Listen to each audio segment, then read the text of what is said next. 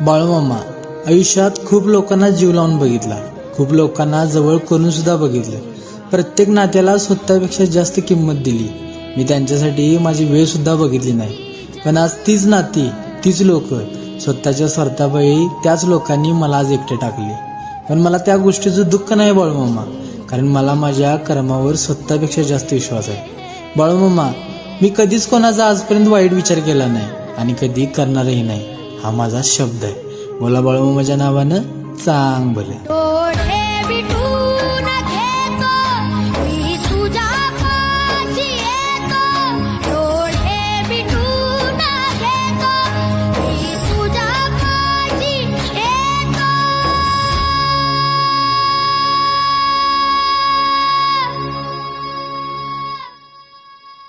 मांडी तुझे दे एकदा माझा उशाला.